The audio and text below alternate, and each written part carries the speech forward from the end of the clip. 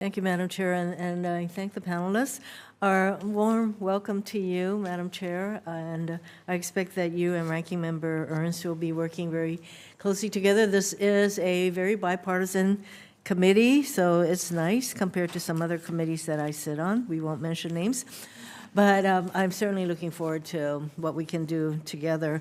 I just want to mention, yes, outdoor recreation activities are really important in any community, and as we all know, earlier this year in August, the West Maui town of Lahaina experienced severe wildfires that leveled thousands of homes and hundreds of businesses. Many of them were small businesses.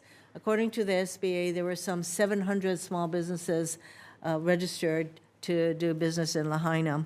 And the community is working to recover, but it will be a long road ahead.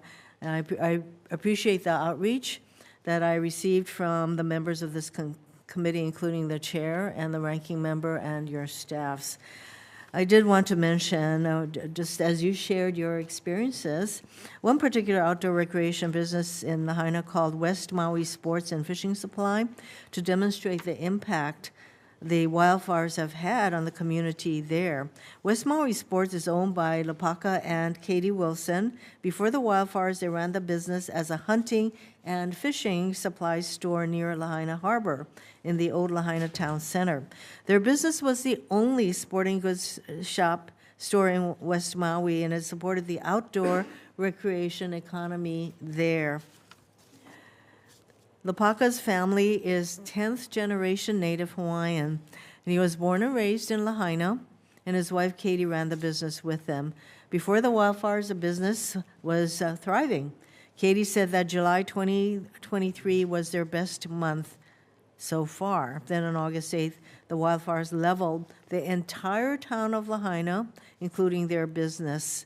For every one of their employees, besides one, lost their homes in the wildfires. Because their home in Apili was spared, they were able to house about 19 people for about a week after the wildfire. But they are now finding it more difficult to receive federal assistance through FEMA and SBA. Right now, Lapaka and Katie are working with YWCA Oahu, an SBA resource partner, to determine how they can restructure their business so they can keep going. And they are certainly taking it one day at a time. Like other business owners impacted by natural disasters, they have a long road ahead for their business to recover.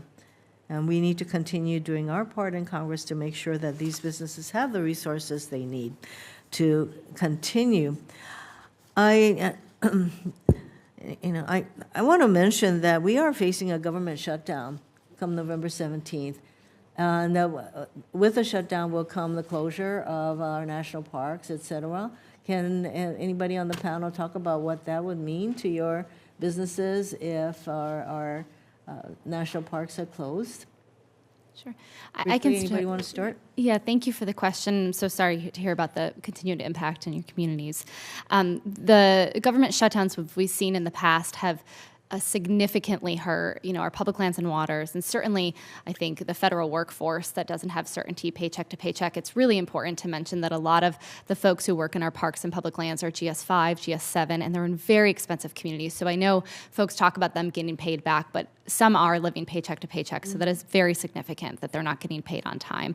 And for the small business community, like I mentioned in my testimony, we don't get paid back. We are shut down. If we're an operator in a park, if we have a permit, if we're a marina, if we're a guide and outfitter, or if we're an adjacent business in the community that people have to go to, we are shut down. We have to lay off workers. Sometimes we don't get those workers back because they go to the next thing. We also just talked about how hard it is for us to fill the workforce gap. So once we have employees, we'd like to keep them. And I'd say there's a lasting uncertainty that is in just the Americans as they're planning their hard-earned, trips and travel for the year. Are they going to go to Yosemite or Yellowstone or New Hampshire, or are they going to go to Disney or, somewhere else that's more certain? And I worry about the lasting impacts of people having to continue cancel trips, even just because the threat of a shutdown is too much to take their family, out of school, to take days off work. So please, keep the government open. The rest of you agree it would be disastrous. Correct.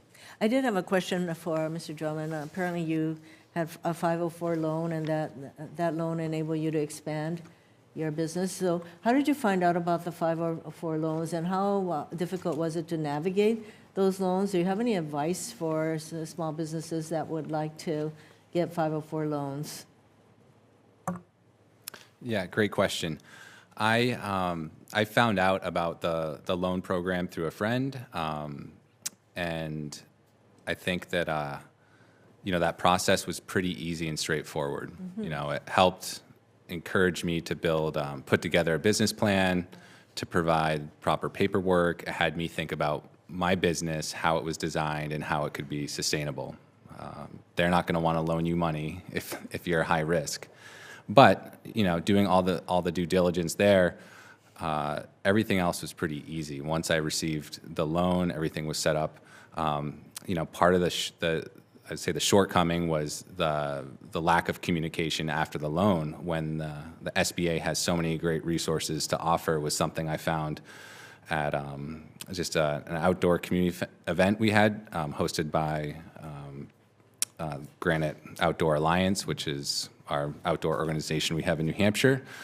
There was an SBA representative there that informed me about these additional resources. And I'm sure I'd stumbled on some on my own, or I might have received some more information, but I think that in the future, applicants of these loans should be assigned some sort of level of mentorship, or where someone checks in, because as we all know, that having a small business is so dynamic and changes from year to year, and we're doing so many different covering so many different roles at our job, that we're often leaving some behind that could improve our business.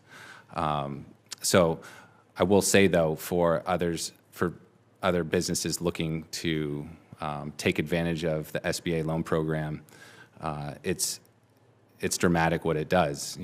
Adding on full-time employees and giving them the opportunity to live where we love to recreate is incredible. It's a real honor to do that, and it's one of the joys of my job.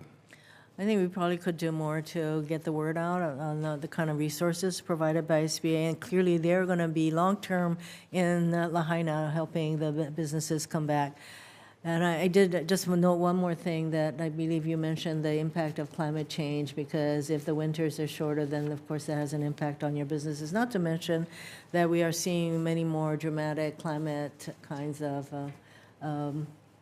hurricanes and fires and all of that, so there's more that we can do to support our businesses through all of those kinds of challenges. Thank you, Madam Chair. Thank you, Senator Hirono and Mr. Drummond. That was a great commercial for